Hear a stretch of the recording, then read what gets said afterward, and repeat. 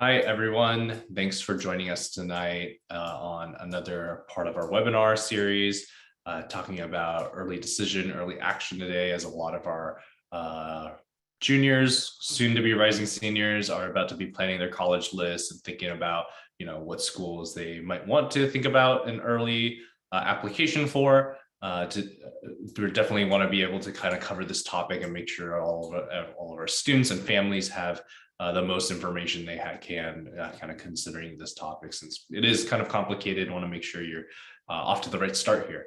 Today, we're joined with Kelly. Kelly, do you want to introduce yourself to everyone? Sure. Hi, everybody. Thank you so much, Anthony, for having me today. Yes, I'm Kelly Pofall. I am an educational consultant at Illumin, and I do coaching with 9th graders through 11th graders, and I do admissions counseling with 11th graders and 12th graders. Perfect. And as a quick, just making sure everyone, in case you're not familiar with our webinar series, you can use chat, you can use Q&A. We always try to reserve kind of the last bit of our webinar to answer any questions. If you think of anything, just put it down. We'll be able to get back to it. Or if it makes sense in the presentation, we can definitely kind of try to pause and address it as well. So, okay. And with that, I'll pass it to you, Kelly. Great. I'm so excited to talk about this subject. So basically how this is going to go is I'm going to talk about what is early decision and what is early action. What are some important things to consider? What should you do? And then at the end, we will take some questions. So the next slide. Okay, so basically, I know this can be confusing.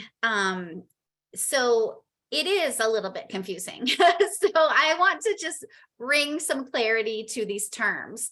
So early decision, we call it ED for early decision. This is a binding agreement.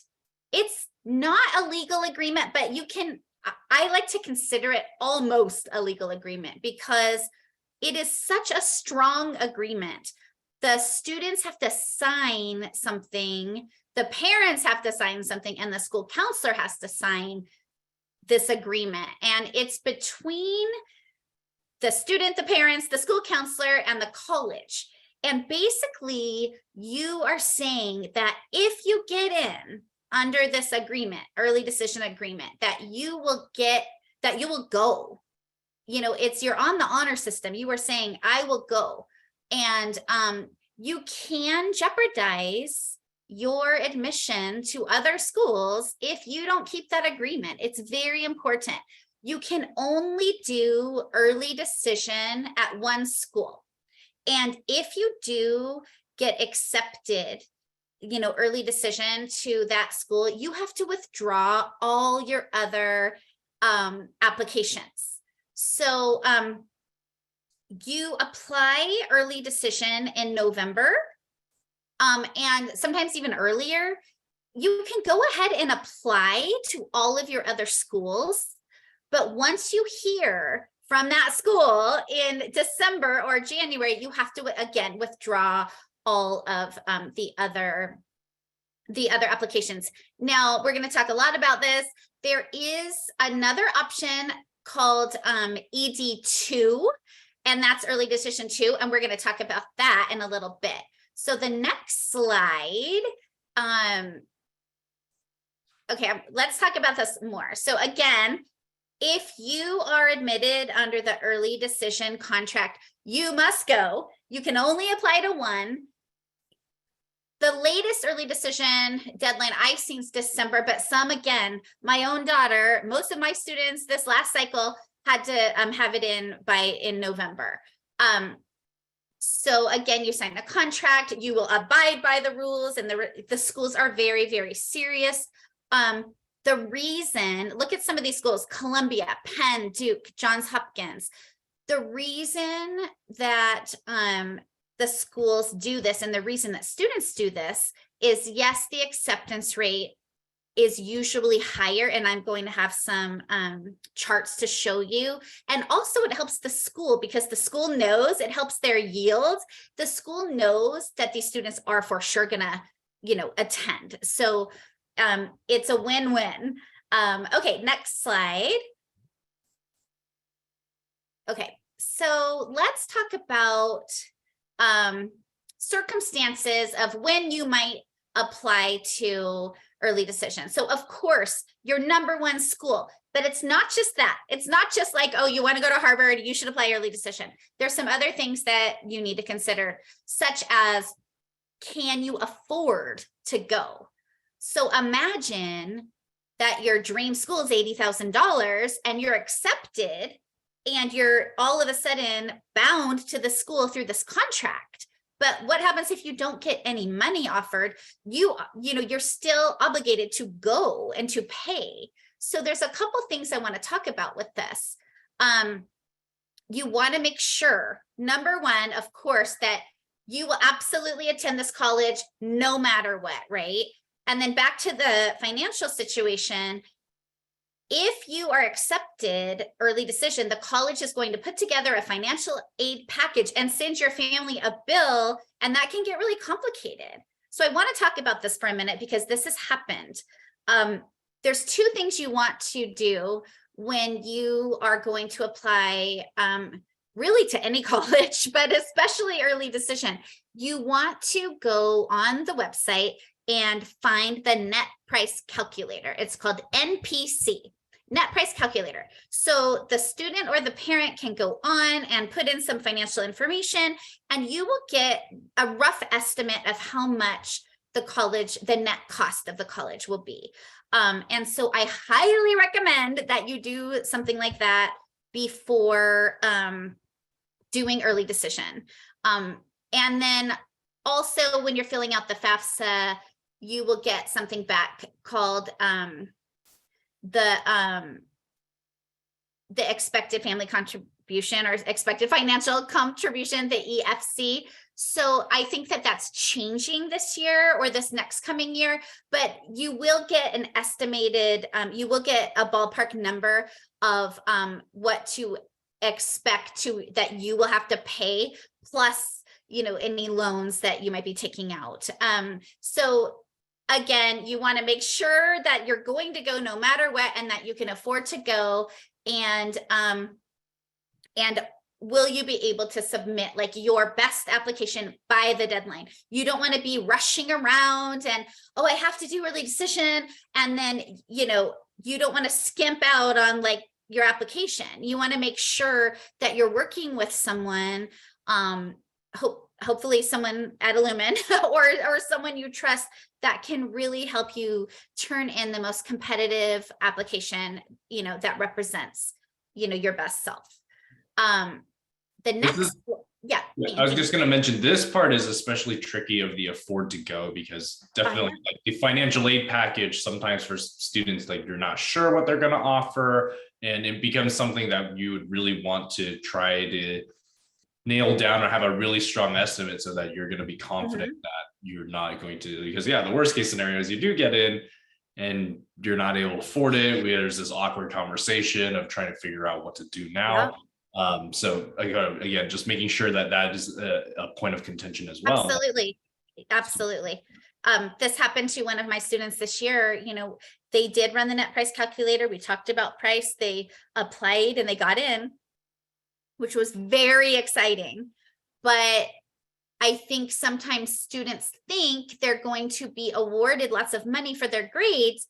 But if you're applying to a top 25 school, you probably should understand that everyone has really top grades and everyone has top test scores and everyone has really amazing extracurriculars. So, especially if you're doing early decision at a top 25 school, don't make those, assumptions that you're going to be awarded a ton of money, because, everyone else probably has around the same, stats that you do. So that's my 2 cents. Okay, so what is early action then? Early action is very similar to early decision, but it's not binding. You don't have to fill out any type of contract and sign it. Your parents don't have to. Your counselor doesn't have to. You're not required to attend if you get in. I love early action, and I really, really want all of my students to do early action at as many schools as possible if they are ready, if they if they have the time to put into it to represent themselves. So I'm just going to go off for a minute. One reason a student might not be ready is maybe the deadline for early action is November, and maybe that student is really, doing well in their fall AP classes and getting really great grades and really wants to just get that extra boost. 90% of my students will apply early action, and I promote that, but there's always an exception. So another reason that I really promote applying early action is because financially you can sometimes, like a lot of the schools like USC has a December 1st deadline, and you have to get your application in by then. And I know even Utah has a November 15th deadline for early action, and you don't get merit money if you don't apply by that date. And a lot of the top colleges, they want to know, they want your application in early so they can figure out the merit. But also a great thing about early action is you can apply to multiple schools. And my own daughter, I don't think would have gotten in her college if she hadn't done early action. And I'll tell you why. This is a little story. The school my daughter applied to the year before had a 38% acceptance rate. Great. We were feeling good. We were feeling, okay, she has a 38% chance, of getting in. Well, what happened, I knew to do early action. It was our first choice school. She applied early action and got in. Well, what happened was they were flooded with applications that year that she applied. And it turned out that her class had an 8% acceptance rate at the end of the day. They had to wait list so many students because the school got really popular for some particular reasons. They got overloaded with applications, and that year, it was an 8% acceptance rate. So that's another thing that can happen at schools. This year, a school got really popular because there wasn't an extra essay. So they got like 96,000 applications. So, doing early action can be an advantage. So again, you're not obligated to attend, they're due the same time the early decision applications are. There's so many reasons why early action is just a great choice to do. Okay, and what's the next slide? Just to clarify, because I want to make sure that everyone understands what Kelly's going to talking about, because they do review all the early action applicants before getting to regular decision. Right. The school happens to take in 50% of the class, or 60 or 70 or 80, it does in a way crowd out that regular decision pool of students, thinking when the admission officers are looking at these groups of students, they have to say, well, we already took in so many students in the early action pool, and these tend to be students that might be a little bit stronger, might be a little bit more interested in the school, that they hit the early deadline to do all the applications early on and write all the essays. The regular decision pool then becomes possibly a little bit more competitive or harder, and if a lot of students were already accepted in that early round, right? So definitely you can think of this as like kind of a priority round. Want to make sure that if you are interested in the school, that you want to be in that early action group when possible. So. Absolutely. And I mean, at Illumin, I start really early with the students. We're about to start looking at the applications in June, even though the Common App opens August 1st. I'm going to be looking at the prompts from last year. I'm going to be thinking about, we get ready early. We spend all summer at Illumin. We have an essay boot camp. We're working on the essays. We're doing our activities list. We're talking about our letters recommendations so we can meet those early action deadlines. Okay, so next, restrictive early action, as if it couldn't get any more complicated. Okay, restrictive early action falls into the family of early action. So again, it's non-binding. Now, the thing that's tricky, if a school has restrictive early action, I believe Stanford is an example of restrictive early action. It means that you may not apply to any other schools in the early rounds, including early decision. So if you're applying to Stanford restrictive early action, you can't apply to any other private schools early decision or early action. There is an exception. If a state university has early action, you may, for example, Michigan, University of Michigan, or UT Austin, those are public schools, they're state schools. So if you're doing restrictive early action at Stanford, you can still go back and do early action at Michigan or at UT Austin or a big, public school that offers it. This allows families to hear back from like lower tuition public schools, if in-state schools, while you're still waiting for maybe the more expensive private schools, that you applied restrictive early action. Hope that makes sense. Anthony, did I explain that? Yeah, that makes sense. Again, this is the tricky one of the three. Early decision makes sense. You're stuck. You have to go if you get in. Early action, you just know earlier.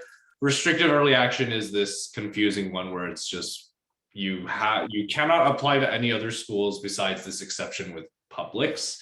And it tends to be very, very selective schools that get to choose and say, hey, we're going to be restrictive early action and a little bit different, right? I think Stanford is there. I want to say, if I remember correctly, I think Yale and Harvard have restrictive early action, right? So again, it becomes these very competitive schools that have kind of this option. Yeah, so on the next slide, it has some examples of schools that have the restrictive early action. So yeah, Stanford, like Anthony said, Harvard, Yale, Princeton. Here's another story from this last term. I had 2 students with extremely high stats. They had just really high test scores, really high GPAs, tons of, my highest achievers that I had.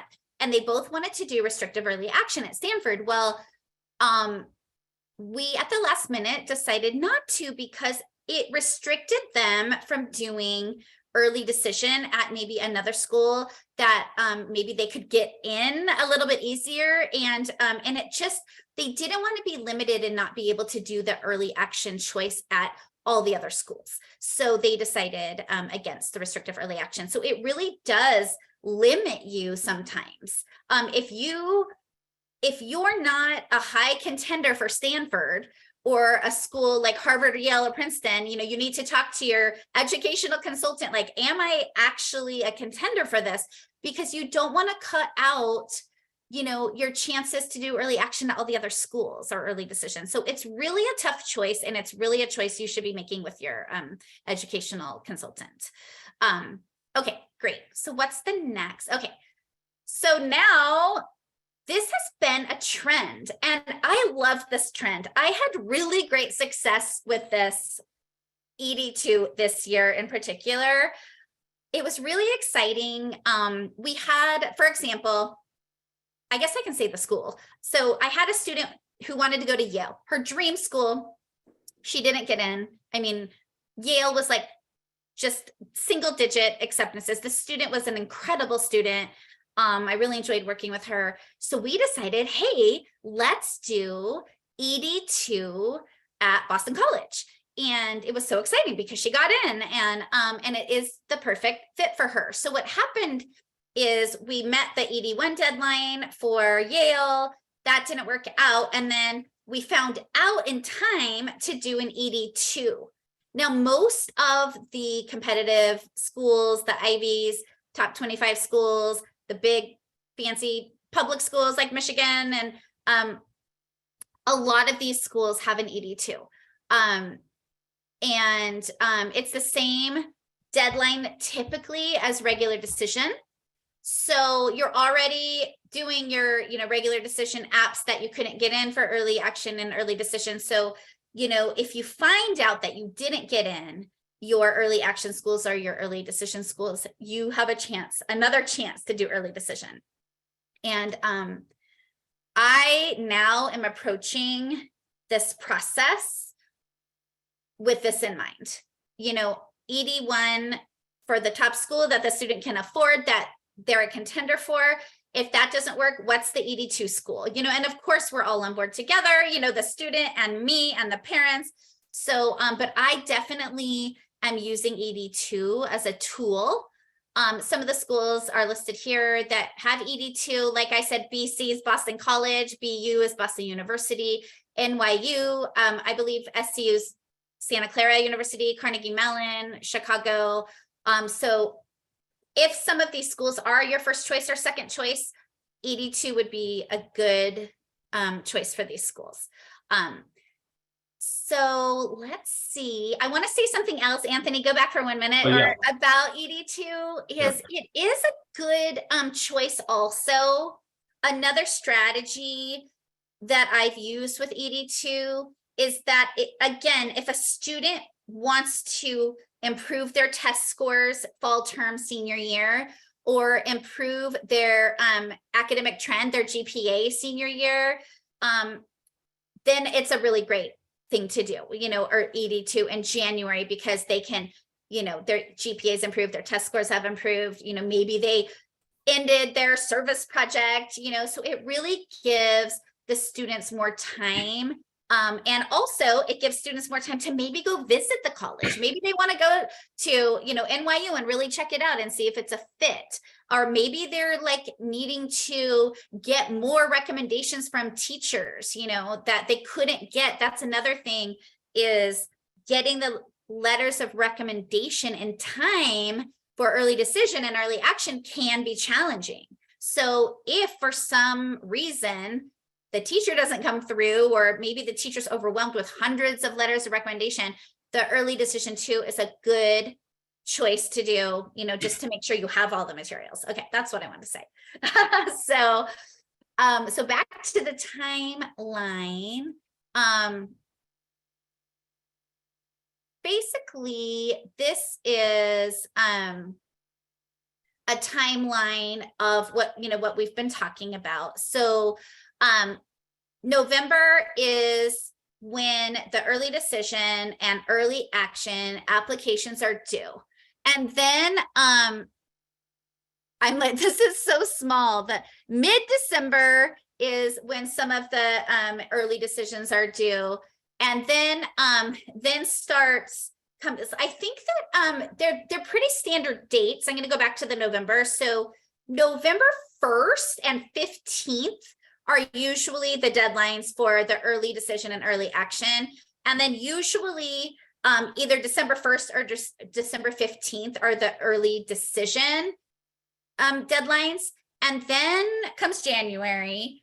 And this is where most of the regular admission deadlines are. So let's say like January 15th might be a regular decision deadline, but then also the ED2 deadline for Boston College comes up at the same time. So you might have some regular decisions, and you're also working on your ED application at the same time. So mid-February is when you find out mid-February is when you find out about your ED2 decisions. And I'll go back. I remember NYU came out December 15th. So when you meet that November 1st or November 15th ED deadline or EA deadline, usually the schools will notify you by December 15th. And then when you do the ED2 in January, the schools will notify you by February. Right now we're in April, and I believe everything has been released all through March and April. Every day there was a new decision date, and you can actually find them online. But starting in March, the regular decision admission decisions come out, and it's very exciting. My email blows up, my phone blows up. It's just like the most exciting thing ever. And then May 1st is decision day, which is also one of my favorite days. So May 1st is when all the kids have their sweatshirts and they post their decisions on social media, and like you basically have to decide where you're going by May 1st and have your deposits in. Do you have any comments on that? The timeline, Anthony? No, but just there was a question clarifying Yeah. about ED1 and ED2, and yes, they're different deadlines. So Yep. ED1 is typically November 1st. ED2 is typically January 1st. So what happens typically is if you apply an ED1 and you get in, great, you're going to the ED1 school. Right. If you do ED1, you do not get in, you have a second chance with your early decision too. Right. So that's that kind of adjustment. I think I don't want to say it's super recent, but it's definitely happened. It's become much more popular to do an ED2 within the past. I'm so excited about it, and I feel like I've got it down. I've had some good success stories at Illumin with the ED2, so I want to keep it going. I mean, of course, I want my students to get in with their ED1, but I love that the ED2 option exists. I think it's super exciting. And I'll show you why it's exciting with the next slide. This is why people do it. So if you look at this chart, so this is for the class of 2021, 2022. And so now I want to be clear that these are not just Illumin students. This is national, on the national level.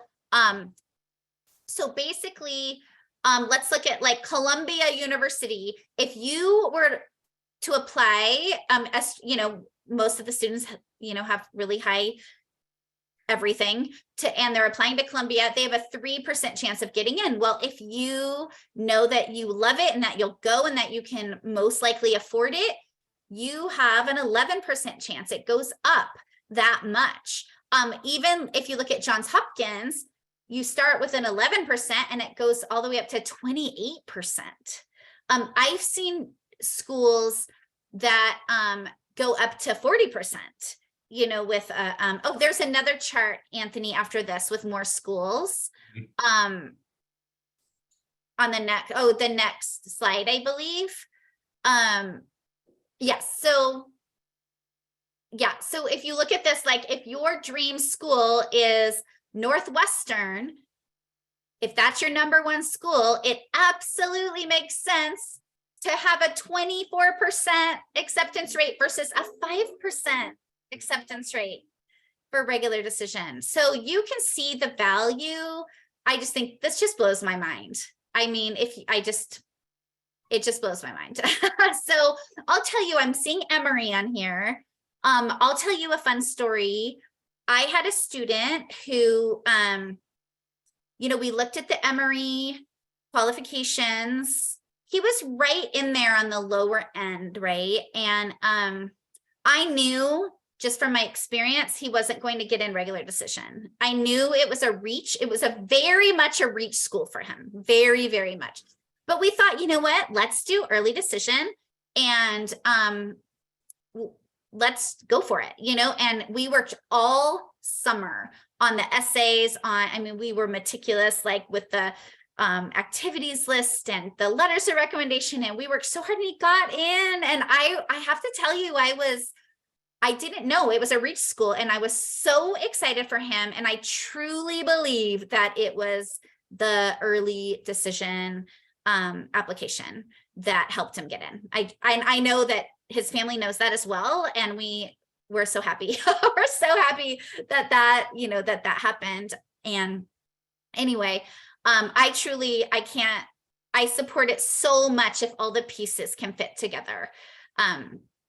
Anyway, so what's the next slide? I'm going to emphasize one other thing, because again, this idea, like we're also including this percent of class, right? So that's being basically filled up by the early decision students. So yeah, a place like Cornell, like more than half the seats have been taken. Oh, yes. The decision pool, right? So of course the admit rate and the ED group, of course, tends to be a smaller pool of applicants compared to the regular decision group. Otherwise, you can't really have stats like this, right?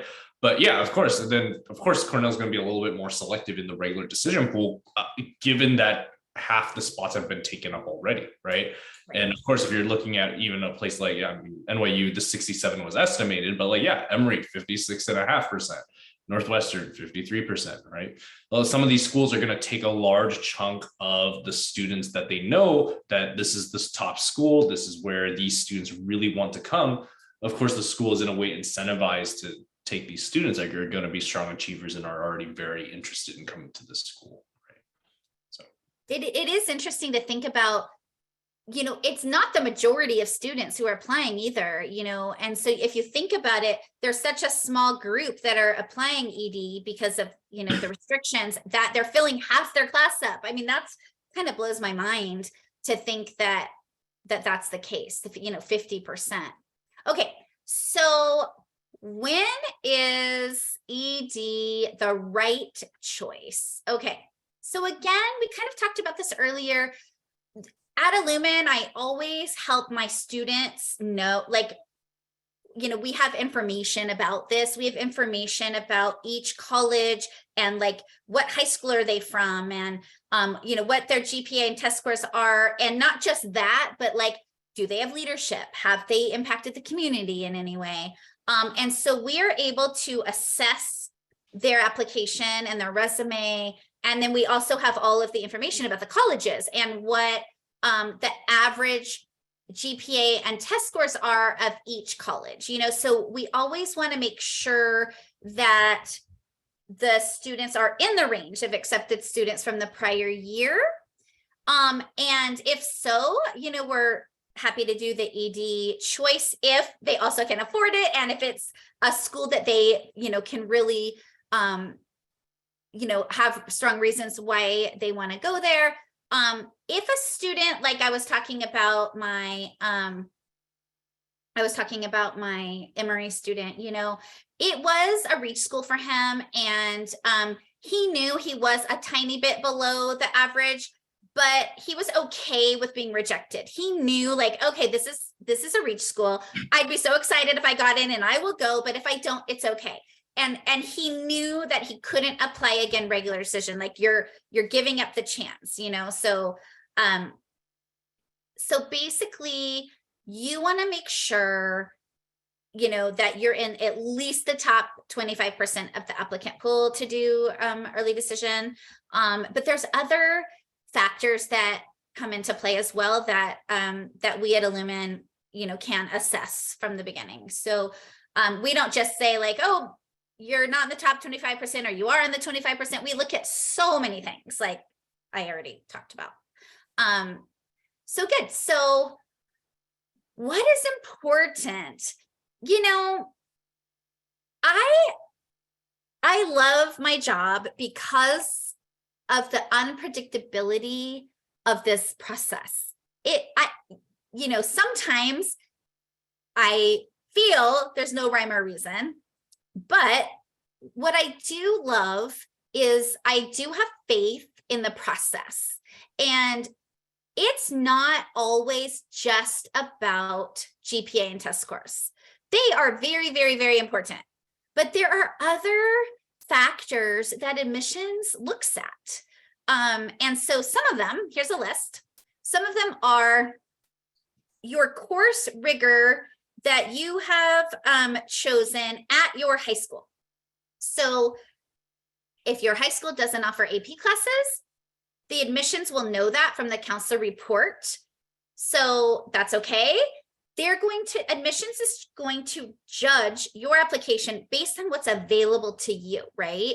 So my students always say oh, should I take AP classes in 12th grade? Because at the UCs, they're not even gonna, weigh those into my GPA, and, it doesn't really matter. And I say, no, they want to see that you are taking the maximum course rigor that you can handle and that you can be successful with. They do look at what AP classes have you taken and have you been successful.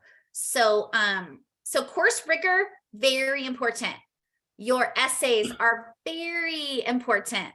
So in the Common App, you write a personal statement, and you don't want to write about, your trip to Africa or, your someone dying, a distant relative, or your sports injury, because those are essays that have been done over and over and over and over and over. However, if you did have one of those experiences that really impacted you to see the world in a different way and really changed your life, you can do those. But you want to really tell a unique story about yourself that will kind of jump off the page to these admissions people in your essays.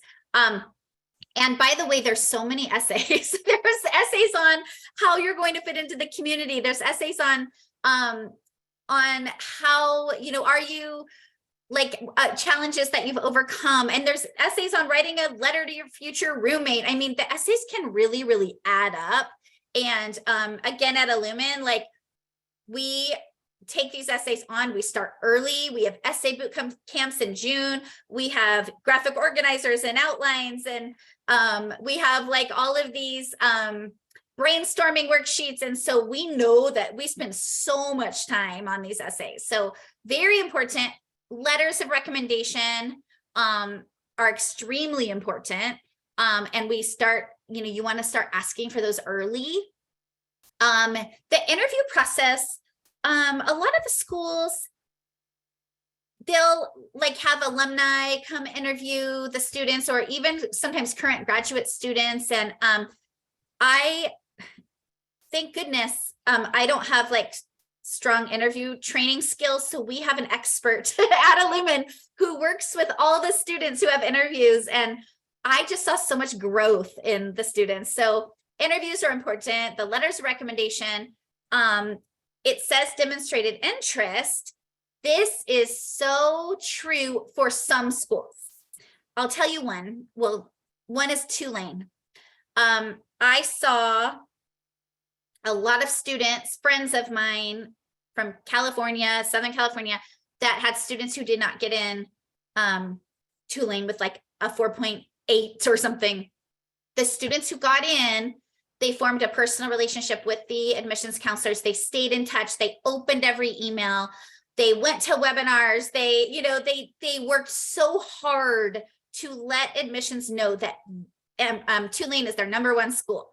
So you can find out which schools consider demonstrated interest. You can Google the name of the school with the words common data set. So Tulane, common data set, or Tulane 2022, common data set. You will see a chart and it will say demonstrated interest, and it will either have a check or it won't have a check. Some schools don't. They do not consider that. I believe the UCs don't consider demonstrated interest. Is that right, Anthony? Would you agree with that? Yeah, you got too many applicants. Yeah, that's what I think. But some of the smaller private schools, I know the school my daughter goes to, 100%. We went to webinars, we opened our emails, we sent emails, we called, you don't want to call and bug anyone, but you want to form relationships if they're welcoming it. Another thing I've learned over the last couple of years is major selection. This is one of the most important things. There's some majors that are very impacted and competitive, such as computer science, such as engineering, such as the life sciences, biology, biomed. We think it's very important to have a balanced list. It's okay to apply to some reach schools, but you always want to have those target schools and safety schools, and we are experts at helping with that. Sometimes we ask students to consider alternate majors. You can put computer science down on the for your major, but maybe put data science or applied math as your alternate major.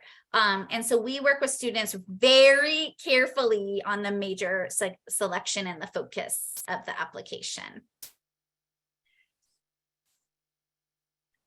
Final thoughts. I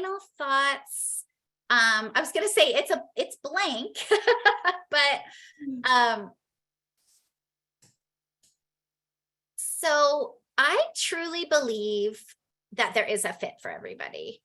And when in the process, it can get messy, it can, like, students get rejections, but then they get acceptances. And sometimes students don't get into their number one school that they think is perfect for them, but then they get into their second choice. And then they really start researching the program, and they go to the campus and they look at the clubs on campus, and I feel like all the students that I've worked with, everyone has found their perfect fit. And there has been disappointment, absolutely. But at the end, it just works out. It really does. I mean, it works out really well if you have someone helping you, because I know there are students in California who aren't getting in, the majority of the schools they're applying to. But if you do it correctly and you're working with someone and you have support and you're smart about your school list, you will find your perfect fit. Yeah. Do you have anything to add on that, Anthony? My final thought is the right fit school is a whole separate webinar topic. So stay tuned. We're probably Yes. going to go talk about that. You're so right. I will mention that, of course, we've talked about ED and EA just from the stats, from the deadlines today. We haven't talked about, how do you actually research a school for students? How do you actually find out, is this a good fit school? Is this the right community for me? Does the school have the right programs, resources, the right pathway if I'm interested in this career, right? So all of those things are still going to be extremely critical thinking about early decision, early action to an extent, but early decision, because it is binding, I think is much more critical that we answer this question, right? So stay tuned for that webinar topic. I always say, and this is kind of cliche, I always say, the right school for you is the school that wants you, the school that wants you. And so if you fill out your application that really shows you and who you are and your voice and your interests and your passions, and they don't want you, then it's not the right school for you. I feel like, and maybe that's cliche, but I feel like there is a school for everybody. And so this last slide, if you have any further questions that we haven't answered, I do free consultations, and so do other educational consultants at Illumin. So a lot of times I'll sit on Zoom like this for 30 minutes with a family, and I'll answer all their questions. I'll give them some tips, and we love meeting students and families. So here is a code that you can use on your phone, or there's the contact information. There's the website, our email, our phone number. Anthony will probably be the one to answer the phone or answer your email, and then he will help you set up a free consultation. And we really look forward to meeting you all. And we're happy to answer questions right now as well. Yeah, we'll go to Q&A now. So there was a question about that GPA consideration. I think I'll move back to this slide. Just basically a thought of how critical is this aspect of GPA if it's not going to be as high as the school that I want to aim for if I'm considering for early decision or early action? I think it's pretty important. It depends, and so every situation is, of course, different. I would have to know what school and what is the GPA. We have had, some stories where the student's GPA might be lower, but the test scores are really high, or vice versa. The test score is lower and the GPA is really high. So it depends. I mean, here's just an example. If you're applying to Yale, if you have a 3.5, they're going to expect something really outstanding from you. They're going to expect near perfect test scores, or like you're an Olympian, or you created an app that, cured cancer or something. So you have to have something compelling for these top schools if you don't have that GPA. But if you're just what do you think, Anthony? If someone's on the lower end, to me, if they're in the range of accepted students, usually to me, that's okay if they have a strong application. In the range, it definitely works. I think the thing is you definitely should not have a 3.4 thinking that the average 3.8, right. Right. The average acceptance GPA is 3.8, that's pretty much right. We want to be wary about early decision doesn't work miracles there. So, but unless there's another situation where it's an audition-based program, or they're an athlete, or they're a legacy, or sometimes there's something else that might help. But just in general, like you said, a 3.4 isn't going to cut it if it's a 3.9, 4.0 average. This is a good question for the next one. The problem of early decision is that you don't get any financial support. Can you tell us the downsides of early decision? That is the downside though, right? Like, I That's mean, the major downside. oh, gotcha. Okay, so the person asking the question understands that that can be a downside, but is there anything else, right? Is that what they're saying? Basically, yeah. So I did have a student this year get into the early decision school, and this is what happened.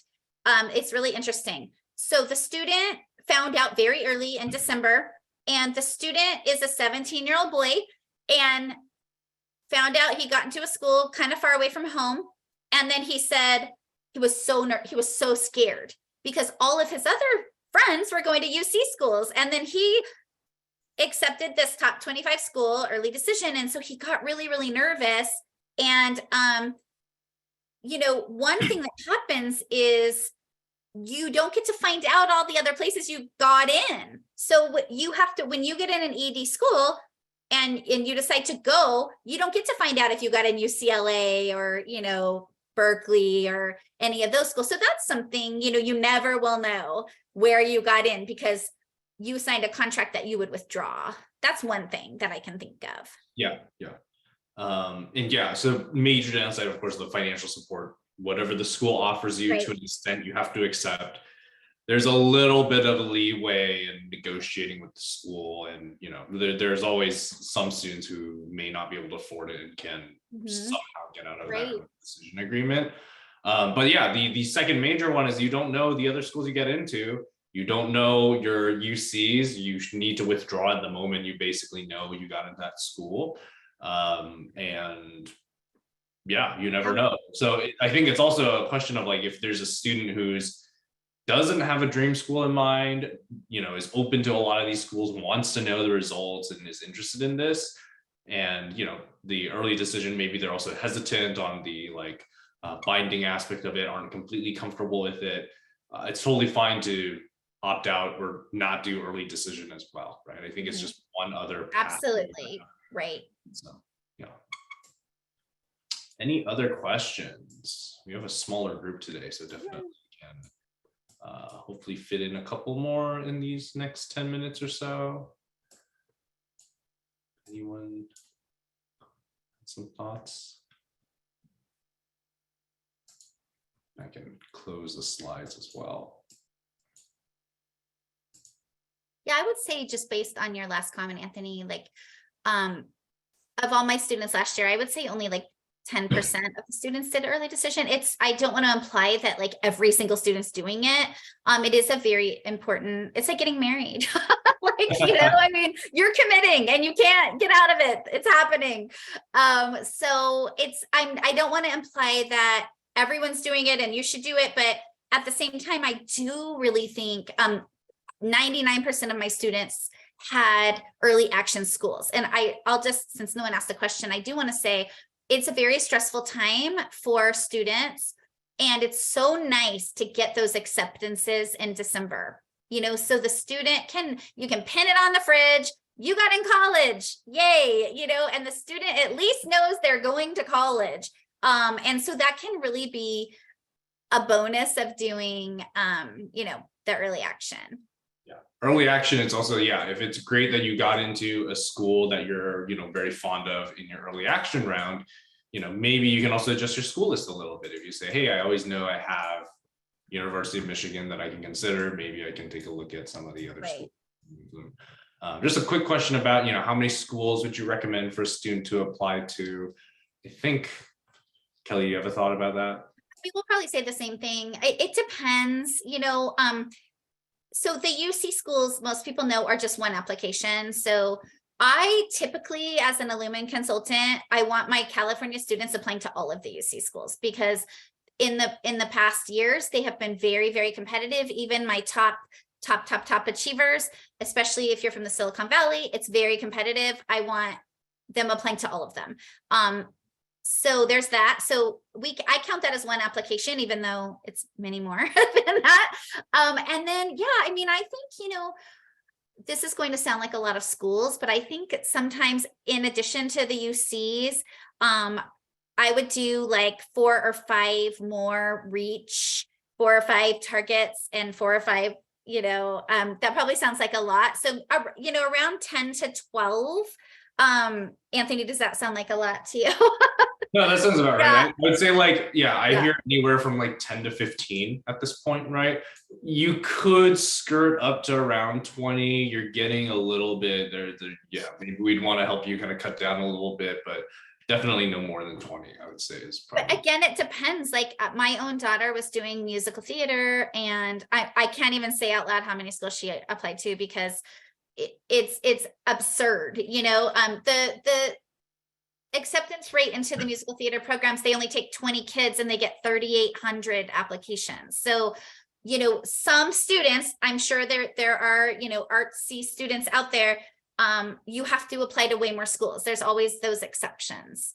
But typically, if you're coming in as a California student and you want to get into a great school, I would say 12 is a good number, plus the UCs. This is a great question. Okay. So the question is, I also heard that if a student withdraws from an early decision acceptance for any reason, then that high school will have a disadvantage because there's a track record of students withdrawing from the college. Is that true? I have heard the same thing. Yeah. I have heard the same thing, like if you think about it on the admission side, this counselor signed off on that the student would go to the school. So it's, the counselor is putting, their integrity on the line. And yeah, I've heard the same thing. I mean, I don't know the back end situation, but yeah. Yeah. I mean, an early decision withdrawal without like a proper reason is already relatively rare. And, it makes sense that a situation like that is kept relatively quiet. But I could see that if there's a pattern of that at a particular school, why would the admissions officers look at that school particularly favorably, And there are schools are known to have these small micro patterns for certain schools, certain high schools, and say like maybe, Carnegie Mellon particularly likes Pally students this year, things like that. So there are known to have these small kind of patterns as well. So Right. Any other questions? I also put in the chat our next webinar talking about how to build a college list. I think there we'll go a bit more about that idea of that's the fun part. finding a good fit school, trying to figure out how to prioritize schools on your list as well. So definitely feel free to register for that. But yeah, if there's no more questions, definitely feel free. Of course, you can reach out to us at info@illumineducation.com. And what we'll do, we'll also send out a recording so that everyone can come back and reference this as well if you have any questions. And feel free to reach out if we can be of any help. So Kelly, I want to say thank you for your time as well. Thank you. This was so fun. I love talking about college admissions. Thanks everyone for if you made it to the end today. So really thanks, Anthony. Talk to you later. Bye. Bye, everybody.